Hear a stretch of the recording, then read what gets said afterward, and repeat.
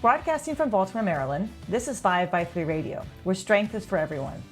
I'm your host, Emily Sokolinski, owner of 5x3 Training, a strength and conditioning gym in Baltimore, along with my co-host, Rebecca Fishburne, founder of Cornerstone Strength Maryland. Each week, Rebecca and I will discuss the ins and outs of strength training, why there is a no one-size-fits-all approach, and why strength is so important in our daily lives. Thanks for spending some time with us today. Now, on with the show. First. I made you go first. Hi, everybody. Welcome back. 5x3 Radio. Start that over. I'm not starting any over it. I'm not starting anything over again. I love it. We're back and here today to talk about asymmetry and what does that mean with your, in regards to your lifting. People often talk about, having one side stronger than the other and, it's because I'm right arm dominant or I'm left arm dominant. But is that really what's going on there? And should we address asymmetry? How do we address asymmetry? When does it become necessary to address those factors? You like how I just jumped right into it today? There was no banter at all, and that's because, and I appreciate that because Emily was threatening me with having to talk first. And I don't like to be first. So asymmetry. We want this to be, this isn't going to be a real long podcast. I think it's something that we tend to sometimes, I don't think as coaches, but maybe as trainers. I don't know if I don't want to call out trainers. We obsess about the fact that maybe one side is different from the other side, and we need to do a lot of extra work on that one side to help the other side. But is that necessarily needed in the beginning of a strength program, right? Yeah. Is that needed? So the way that you and I train people, how we start their progression, we're working with compound movements, we're working with bilateral movements, squatting, pressing, deadlifting, benching. Do we necessarily need to worry about that? And how do we address that when working with our clients who say, oh man, did you notice that this tilts to the other side? Or why do I keep hitting the spotter arm when I'm benching on the right side? And what? So let's jump into how, what is it? What do we mean when we're saying, asymmetry? What's going on there? We're definitely not all symmetrical. I constantly tell that to people. And what are some things that you and I both will do to address it, get people to pay attention to it? Let's just kind of jump into what are we talking about when we talk about asymmetry? Well, I mean, just to get back to one thing that you said initially about coaches or trainers, right? I think a lot of times people use those terms interchangeably, and I think those probably are two distinct and separate things to you and to me. Right. And so when you and I say coach, we're thinking like a strength coach, and we're generally talking about somebody who's working with an individual to use barbells in order to build strength in a manner similar to what's described in the starting strength novice linear progression, or intermediate programming. Yeah, there's a process, there's progress, there's progression, there's a program. We're working. There's a specific goal that people have, and it's usually to build strength. Yes. Right. And trainer, I think we usually think more in terms of like a personal trainer. You go to a gym, you're going to buy a couple sessions. It might be somebody whose purpose and value for the individual is that they are motivational, or it's somebody that keeps them on track, that kind of thing. And so if it's a person who is working in the field of personal training at a general gym, there's a certain, I think, tendency to feel like you have to bring special value. You got to prove yourself. Clients, yes. Right. Yes. So you want to be able to provide value that the other trainers aren't able to provide. And so one of the things that really sells is this idea of like corrective exercise. Right. And so that totally plays on this notion that people have that they're supposed to be symmetrical. The trainer then points out to them, actually, no, you're not symmetrical. That asymmetry could be caused by a variety of different things. It might be like a weakness on one side versus the other. It might be something that's structural, like one femur turns out more in one hip socket than the other. It might be something that's based on an injury from the past. It might be based on the way people use their body in their everyday, like if you find that you're always exactly baby on the left hip, chances are you've got like a little bit of asymmetry there in the hips and the way you use your body, just getting through life. And so a trainer can then give you exercises that are corrective, that help you to become more symmetrical or more imbalanced. Right. Or in balance. And so if you're coming to barbell training, kind of like I was initially from that sort of background, I was sort of fresh off of getting my personal training certification. And it was sort of like, okay, why isn't anybody talking about being symmetrical? Right. Right. And so it's a different goal. Yes. Right? So in the one case, the corrective exercises are a selling point. Maybe there's, some reasons for that, which, are appealing to the general public, and there's some value there. But in terms of strength training with the barbell, that's not the purpose. That's not the stated goal. The stated goal with the novice linear progression is to build general strength. You're trying to build general strength as using as much muscle mass as possible over the greatest range of motion, all of that sort of thing. So it's like the goal is different. The selling point is a little bit different. And so, initially when I started with the barbell stuff, I think also because it is like you're saying, like a unilateral movement, you're working in a squat rack. So basically you're framed by, parallel, symmetrical squat rack, uprights on either side. So the both arms, both legs, everything. Yeah, spotlight on it. If the bar is not moving at the same speed or sitting on your back equally high or low on one side or the other.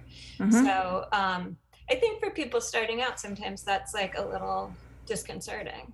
Sure. It can be potentially. Sure. Yeah. And you don't want, I think that I'm definitely asymmetrical. I definitely have asymmetries. I'm sure you do too. I've actually become much more aware of them over the past how many years I've been doing this than I was when I was dancing. In fact, I could probably go back to my dancing and my tendonitis I developed when I was 11, 12, to my foot, my right foot. That is completely different from my left foot. And all the issues I've had on my right side stem from just that foot, and just the fact that I stand differently on that side. I was at supinate. I wear orthotics because of my high arches and what they've done to me. So your body is your body, and you can fight with your body all you want, or you can accept the body that you have, and physically, the fact that you might have one leg longer than the other, or your feet are different sizes, and you might have high arches or flat feet, but it doesn't mean that you need to do a whole bunch of exercises to make yourself better in order to do barbell training, in order to get stronger. Rebecca and I were discussing this before we started the podcast about kind of observation, and what we do as coaches is observe the whole body, right? Not just bits and pieces, not just the right arm, left arm, right leg. We're not bodybuilders. Bodybuilders want to be symmetrical, right? They're looking for more concerned with appearance, aesthetics. Exactly. We're working on fundamental strength here, and within that, the body, we see the whole body from head to toe. So when we're looking at someone squatting, and we see that their tendency is to want to step back, and when they take their stance, their right foot turns out more than the left. Okay, now I can and if I try to adjust that, something causes them discomfort there, or they tend to shift then to one side. So if I turn the foot back out, now the shift is gone. Now that Diego squats like that. He's definitely a little bit off center when he totally squats, do. And right? it's like, when I squat, and then because I do this myself, I notice it more with other people, and I never say anything to my clients, because I figure when I tell them how wide I want their heels to be, and I ask them to turn their toes out, and I demonstrate, whatever it is, 25, 35 degrees, something like that. And a lot of times people will have one leg that turns out more than the other, and it often has something to do with maybe a leg length discrepancy or the way the femur sits in the acetabulum. And so people sort of just naturally get into the toes turned out in a way that feels comfortable to them. Right.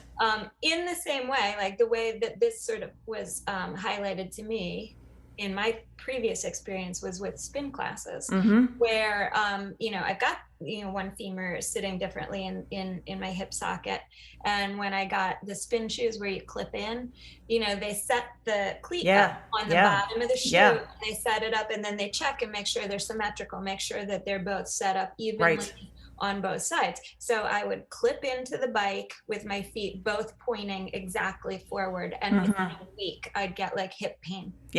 But if I uncleated my wonky foot, the one that turns out, and just let it sit on top of the pedal and turn outward in the way it was most comfortable, after a couple weeks, the hip pain would resolve. And so that's why when I look down at my feet when I'm squatting and the one foot sticks out, I'm like, I know why that happens. And there's no corrective exercise that you're going to do to make your foot equal the other foot.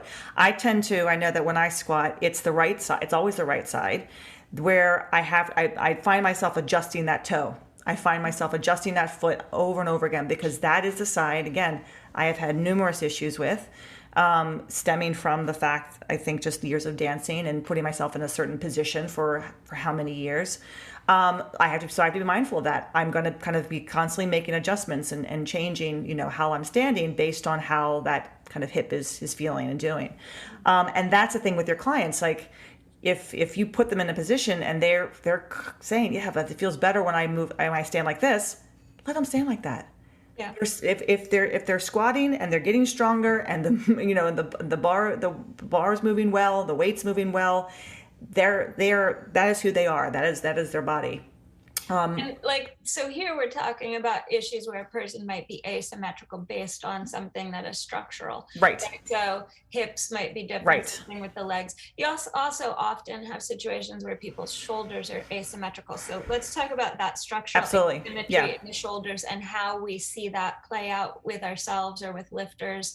And again, these are things where it's like, you can fiddle with it and you're probably going to cause your client some discomfort, or you can let them find the position with their feet or whatever that just seems to with shoulders, it's usually because of a previous injury, or a broken collarbone, or a torn rotator cuff, or something from the past. Maybe they had surgery, maybe they didn't. Most people, it wasn't surgery. It's just that, I fell when I was 5, or when I was 10, this happened.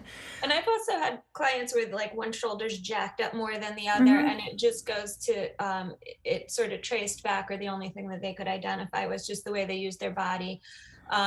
Carrying, I had a guy that's a lawyer, and he would always carry his briefcase on the one shoulder with that shoulder jacked up towards his ear to kind of keep the briefs and whatever all else secure, and not slide down the shoulder or whatever.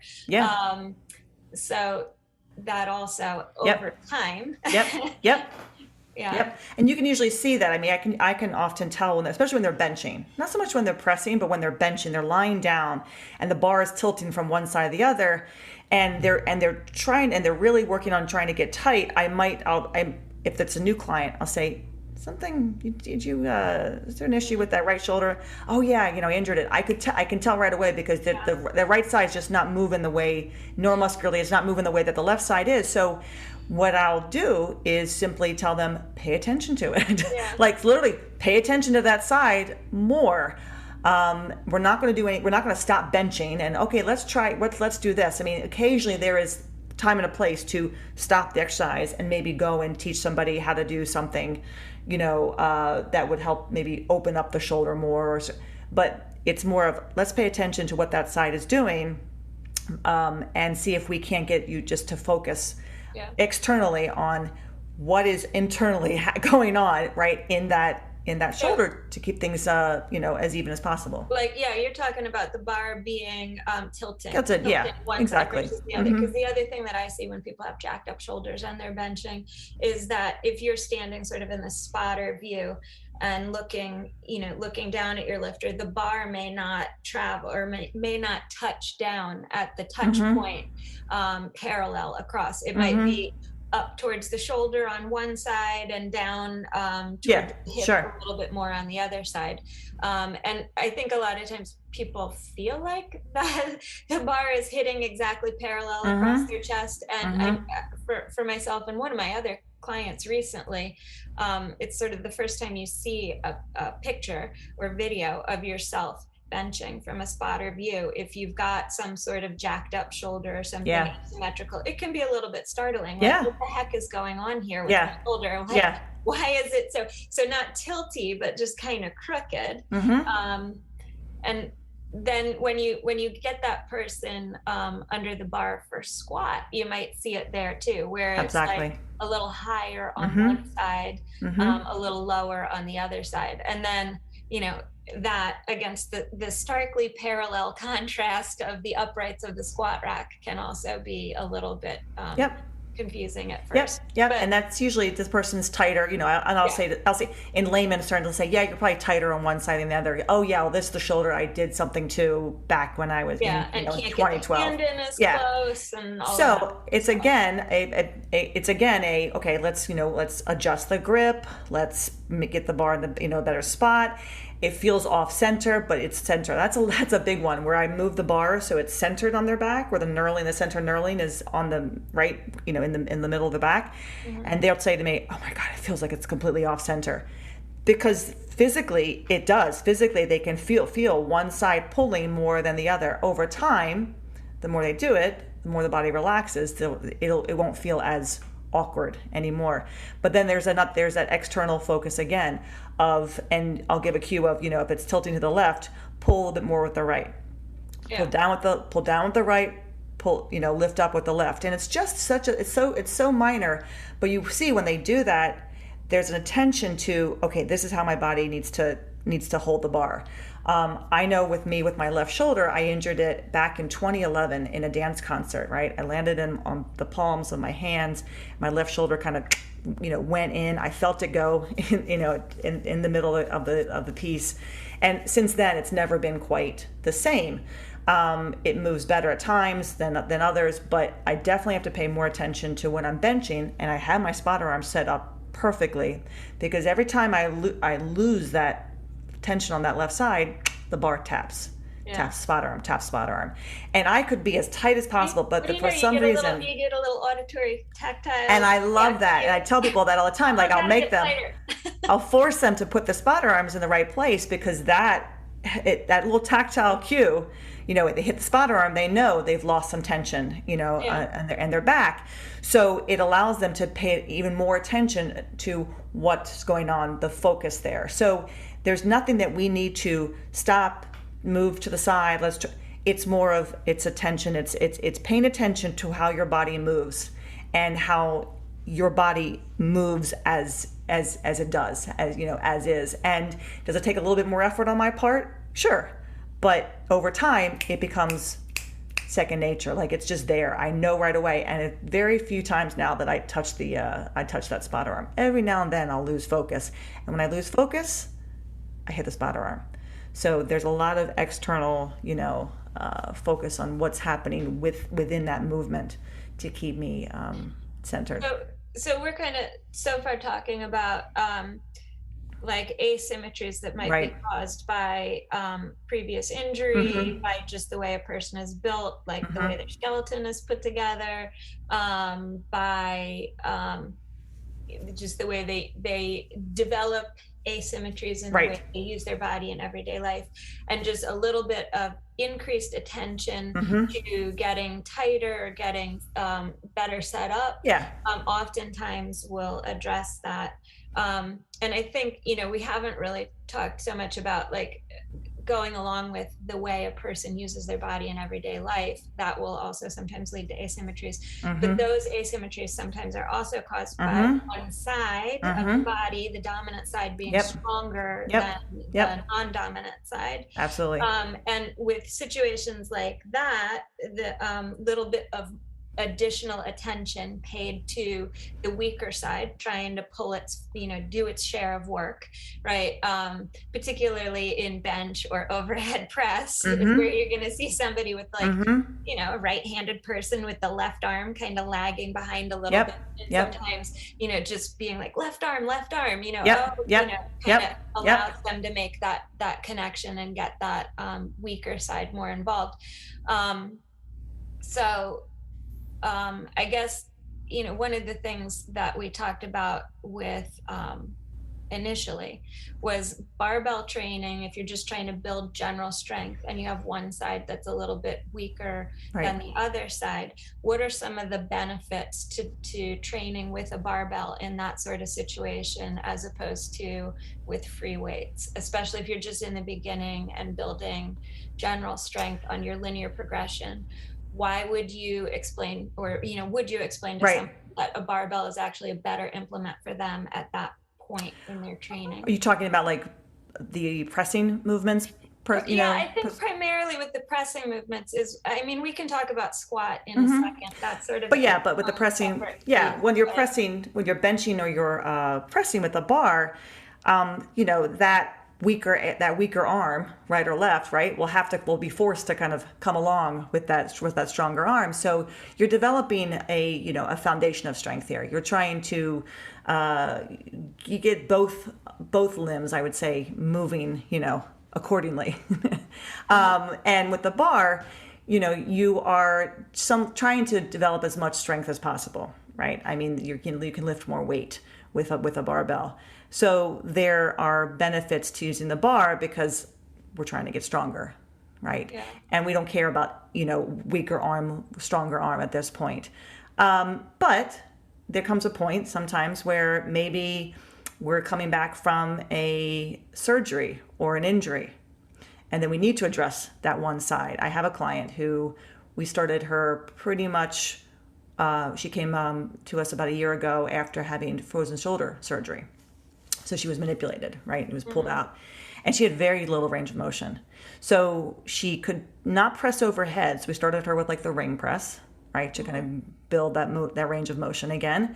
And then slowly, after she was able to do that, we did some Viking pressing. So she didn't have to, because she couldn't quite get the bar over her head completely. Right. So the Viking pressing helped a lot, more like a landmine press. And then eventually she was able to work with the bar and start to press with the barbell. After that, months after that, then we started working with single arm movements. We didn't do that right away. Yeah. We didn't do that right away. We added that into her program months and months down the road, because there was no need to try to just work on that one side. We were trying to establish the whole body. Yeah. We wanted to get the whole body involved. In that scenario, or even just in a scenario where someone has just in general a little bit weaker side, left side than right side, say, you're talking about initially like a person is able to move more weight with a barbell than they are able to do with another implement. But there's also, I heard Sully make a really, I thought, compelling argument for barbells as being safer, because if you're pressing, say, overhead with your, weaker arm and it cops out, the barbell, the dumbbell could swing outward. Certainly. And put additional stress on the tendons in the shoulder joint.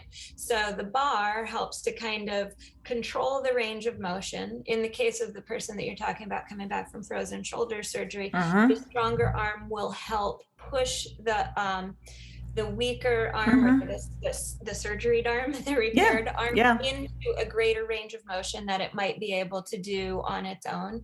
So like, initially getting started, it's we didn't do I never even thought about starting her off with single arm movements for that arm. That arm couldn't do it. That arm couldn't do anything. She was doing a ton of stretching and a ton of PT work too. So what I wanted her to do was get full range of motion. That meant both arms, because we want her to be able to press. We want her to be able to get both of her arms overhead, not just that one arm. But the other arm needed to work too. They both need to get stronger. She needed to get stronger, from head to toe. So with that client in particular, you said months into it, you started out, working bilateral, both arms together to develop range of motion, then to develop general strength. And at some point much later, you decided to add some unilateral, like single arm movement. Right. What was because the weight was getting heavier. The weight was getting heavier, right? So the weight was getting heavier. So that arm, the surgery arm, she can't, I don't know if she'll ever be able to extend the elbow completely, but it got to a point where she could only do so much, right, with that. So we needed to allow that arm to get a little bit more, okay, now it understands how to extend. Now it understands what the movement is. Let's start to focus a little bit more on developing, getting more range of motion, basically, into her shoulder. So we were doing wader walks for some stability, right? And then single arm dumbbell presses. Now that's for both sides. We're not just going to focus on the right. We're going to focus on both sides. But it didn't make any sense for her to press a 3-pound dumbbell in the beginning just on her own, when that wasn't really what the goal was. The goal was we needed to get that range of motion back. And how we're going to do that? Well, the overhead pressing with a bar, starting first with the bar in the rings, was going to help kind of neuromuscularly just kind of get that movement, get her moving again better. So it wasn't going to be beneficial for her to try to do wader walks when she couldn't put her arm in any in any place. I mean, there was it's remarkable in where her arm is, was 5-6 months after she started with us. If we had tried to do that in the beginning with her, her brain couldn't take it. Her nervous system wasn't prepared to have that arm overhead like that, right? It hadn't built any strength from that. So what's the point of trying to put that poor arm in a position that it's not familiar with? It hasn't done anything to kind of work that range yet. So that wasn't even that was not even on my mind to do that. It was more let's get her arms let's get that movement in her body, let's get that range of motion in her body. The ring press was going to help with that. The Viking press is going to help with that, getting both arms involved. And then, okay, now we've gotten to a point where weight's getting heavier. Let's see if we can address, just a little bit more movement with a lighter weight, where she can kind of push that arm a little bit more on its own. Because now it has the strength physically, and she has the mental capacity to do it. It doesn't worry her. It doesn't bother her. Yeah, and I mean, that's the thing when you're talking about mental capacity, or her brain won't let her. It's like a protective mechanism. Of course it is. The central nervous system is trying to protect what was, a frozen or injured. Yeah, she couldn't, her range of motion, she couldn't, I mean, we're talking about getting your arm to your ear.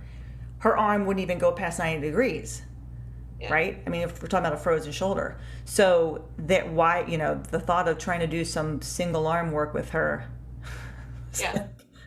I don't think so. But also, I mean, for a lot of people, it doesn't make a lot of sense to do that initially, because initially the goal is build general strength, and you're going to be able to move more weight if you're using a barbell and using both arms together. Exactly. And then after you get past that linear progression, there might be reason to add in additional exercises, accessory work. You might decide to do single arm or single leg. Because she can press, she's pressing 65 pounds over her head. Right, but we had to work to that. Like that was again the 10-pound bar. It was her arm which was shaking. We're like, we're not doing that. That's out of But it was more of let's see where you are. Let's get a baseline where you are. Right. So the single arm work she's doing, she's using like an 8-pound dumbbell, 5-pound dumbbell. That's again just for her to be able to push that arm a little bit more. Work that range of motion. I have a client who I have him, he's an older man, same thing, he can't press overhead, he does the Viking press. I have him do a dowel stretch. Basically the dowel's set up in the J cups and he presses against the bar. He slides the dowel up the rack. And I tell him to push the left side and just allow that right side to come along for the ride. Well, when he does that, the right arm goes along for the ride. So it's, he can get a little bit, he's never going to be able to extend his arms fully either. But it makes a difference when I say, push that left side, kind of keep moving that dowel up. The right side will come along. It just kind of comes right along for the ride. It might feel a little bit tighter. It's going to feel a little bit tighter, but it makes a difference. It gives him a little bit more range, and the brain starts to kind of go, oh, okay, yes, it's not that bad. It's not so bad. Exactly. So, yeah, there is. I think the idea of working the general strength first, and that means building a good strong foundation with the bar. And then introducing maybe single arm work, rows. Because we want to do that eventually. People should be able to do rows, single arm presses. But you and I both feel like that's on down the road. Because teaching somebody how to do a single arm dumbbell row is not that easy, right? It's not that easy at all. Not that easy at all. They have to learn what their back is doing, but. So it's easier to kind of teach them two arm movements in a sense, before you kind of introduce that single arm work. And then I feel like people pick it up a lot better, a lot faster, especially when they've already done some benching and they've learned how to keep their chest open and use their back. It's a little easier to introduce kind of, a row.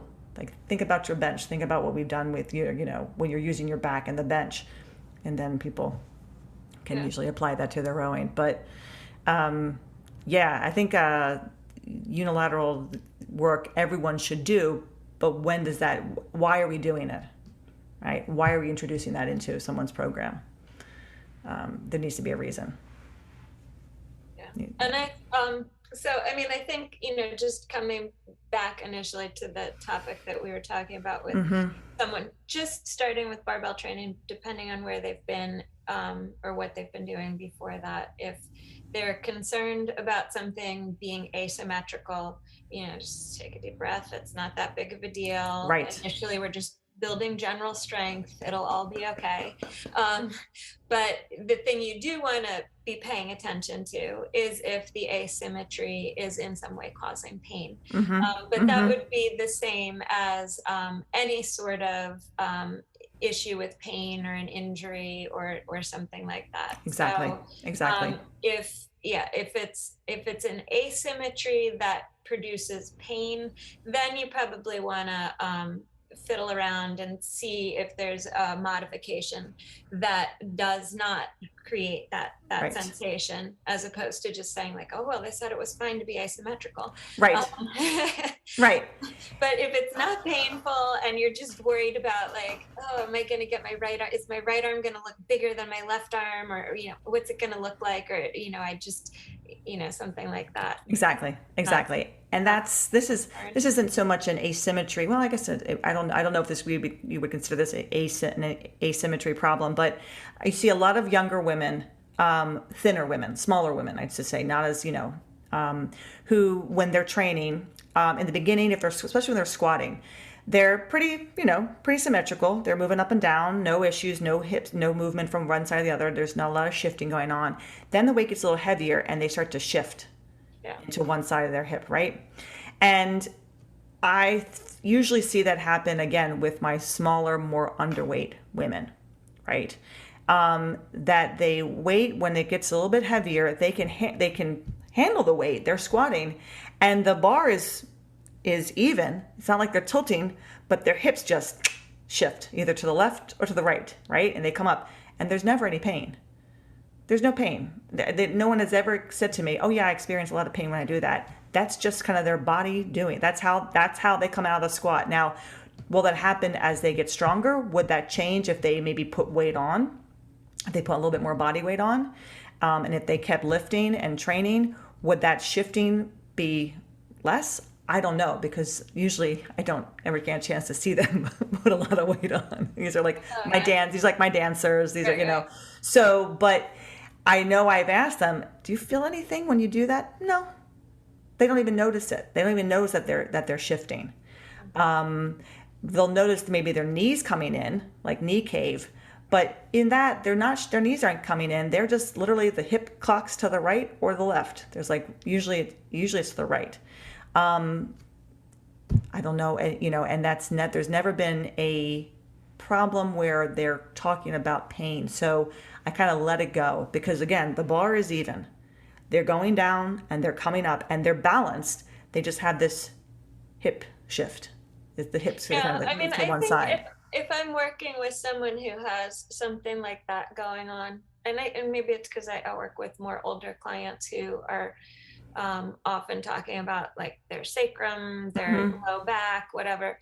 There's sort of like, I don't know, maybe visually as I'm watching them, a point at which I feel like it's like if there's a hip shift or a sway or something where I feel like, okay, that's enough, that's gone enough, and we'll reset. And chances are they're going to have something like that show up at their heavier weights, at their higher intensities. Say it shows up when they're working at RPE, I'm going to say RPE. If they're working at something that's like RPE 8.5 or above, maybe that form deviation starts to show back up again. And sort of bump up against that a little bit. And then I'll usually like reset someone. And then, at that same weight, maybe the next time around, they won't have that deviation, but it'll show up again when they get to the new RPE 8.5. And what I usually see is I will see that over time, as they get stronger, it tends to the hips shift less as the weight, right? So they're getting stronger. So now the hips are shifting when they're nearing their top weight again, right? But that top weight is now 20, 30 pounds heavier than what it was before. Right. So they are stronger. But I never see this in my bigger women, right? I don't see this in my women who are not underweight, who have more muscle, who they're not. There's never hips. There's never shifting. It's usually, again, my smaller underweight women, who I think it's just a more of like question of getting stronger, and if they've ever put weight on and things might change, because it just takes a little bit longer for them for that hip that shifting to occur, simply because they're going to progress a little slower. They're going to put the weight on the bar a little slower because they are underweight, because they're going to be trying to gain weight perhaps or not, but they will get stronger. It's just going to take some time, and that shifting is probably going to occur. But there's never pain. If there were pain, I would want them to stop. Like we would fix some things, but there's nothing to fix. It's like I can't tell them don't shift. They're going to shift. But again, the bar is moving straight. That's the knee cave is different. Knee cave, I can typically fix. That's just that's not necessarily an asymmetrical thing. That's just more women and their knee valgus, just the way that they're designed. I guess the thing of it is the way you're talking about it, where the hip shift comes in when they're working at heavier weights and higher intensity. To me, the way I'm hearing that in terms of the way I understand RPE is that there is a way of discussing RPE, not just in terms of how many more reps do I have left in the tank, how heavy did that feel, but the degree of form deviation that occurs with the lift. And so if the form deviation is enough or has gone on for a period of time, then I'm going to take that as a cue for resetting. Yeah, and I see that. I mean, definitely with one I'm thinking of with one of my. Even if it's not painful. To me, it's like, okay, we've worked here. Definitely. The program eventually, your program's going to change every how many weeks or so. So we get to a point where, okay, now the weight's really heavy. Okay, we need to back it off. We need to change your program. We need to break. Maybe we'll work up to a single instead of you doing trying to push. And ideally, if the form is deviating or shifting, or you see something like that that's asymmetrical in terms of a form deviation, it's not gonna be over a protracted period of time so that it does produce pain. It gets reset, or the program gets shifted before that happens. I think the biggest thing that I would probably want to take away from this discussion, if I were listening to it, is don't worry so much about your asymmetries, right? I mean, we're talking to my former self right now. don't worry so much about why is my right arm do now I this have and plenty of other things that I worry. Right. Why does my left arm do this? Why does my right foot turn out? I keep wanting to turn the right foot in, but then I experience some kind of discomfort. Don't fight with yourself. If you have a coach, let your coach see you. The coach is your mirror, right? The mirror is not your mirror. You should not be looking in the mirror while you're lifting anyway. But your coach is your mirror. If the coach sees something off, they might say, "Hey, I see this," and you need to give them the feedback of, "Well, when I put my leg in this position, or I do, this is what bothers me." And so the coach is like, "Okay, well, then just be mindful. If you're going to put your foot there, maybe turn the other foot out a little bit, or just I want you to try to think about keeping the weight on both legs as evenly as possible." I mean, there has to be a give and take with with your coach if you are getting coached. But if you're training on your own and you're feeling one side is feeling weird, well, videotape yourself. Kind of maybe tape yourself. Get an idea of like what's happening. Maybe pay attention more to what the right arm is doing versus the left arm. Right? I'll tell people that all the time when they're benching. Especially if I see there's kind of something off, pull with your right, push with your left. And just by telling someone to pull with their right, push with their left, the bar stays even, right? There's an external focus on what their shoulder is doing on the right side versus the left side. So having that attention, that mindfulness of my body's here, I'm keeping, I can feel my right side, I can feel my left side, I can feel my right foot, I can feel my left foot. That's part of training, that's part of lifting. Right? You're not just lying down the bench and moving the bar up and down. You physically need to be there and be present. And if you find the bar is moving in one direction or the other, stop and kind of pay attention to, is it going more to the left? Is it going to the right? Videotape yourself from different angles to see what's going on. And, maybe play around with, what can you do to, pull the bar a little bit more to the right. Maybe pay attention more with that pushing down with that shoulder on the right side. And when you're driving the bar back up, make your left arm want to move a little faster. I always tell people all the time, it's not like your left arm's going to move and the right arm's not going to do anything. The right arm is definitely doing something. It will come along. It will come along. It's just you have to have a little bit more external focus on what's going on with your body as you're moving. But it shouldn't be a cause for drama and panic and I need to go see a PT because I'm off. This is this. It's if you're older, if you're an older lifter, you probably have had these experiences for your whole life. Like you can, aware of your asymmetry. You can exactly. You can pinpoint. I mean, like I said, it wasn't until I actually got my orthotics, probably about 7 years ago, and I had the molds done. And the guy at the Union Memorial, he looked at my molds and he said, "Oh my God." I was like, "What?" He said, it's two different people." I mean, that was, and I looked at the molds, and sure enough, like my left foot versus my right foot, and Diego's going to be laughing when he listens to this because you're always talking about your feet. You're always talking about your feet. It was so startling. It was I just stared. I was like, oh my God, I never realized how different my feet were. And then I started thinking about are they like a full size difference or something? There's a full size difference. So do you buy shoes? You're the person who goes into the store and mixes up the shoes. No, I'm not. I actually go with like what the left foot is. Like I go with the bigger one, yeah. Well, it's weird. My left foot is wider than my right foot. Mm-hmm. My right foot is longer than my left foot. So I used to have to buy point shoes, and I used to have to buy 2 pairs of point shoes and swap the shoes. So you are mixing and matching, but you would buy 2 sets. You don't like go in and mix them in the box to get something else. No. I literally had to spend. I had to spend money on 2 different pairs of point shoes, and I had a 3.5C and a 4B, a 4B for my right, and a 3.5C for my left. So you're talking like it's like having a bra where you're like a D and a C, like your one breast is like a D, a double D, but your left breast is a B. Now you've gone off into some totally other territory, Emma. But you're starting out with this like footy fetish thing. Now you're on the bra. I think you should stop talking. We should wrap this up. Diego's, maybe I'll cut all this out. Yeah, that's enough with your feet.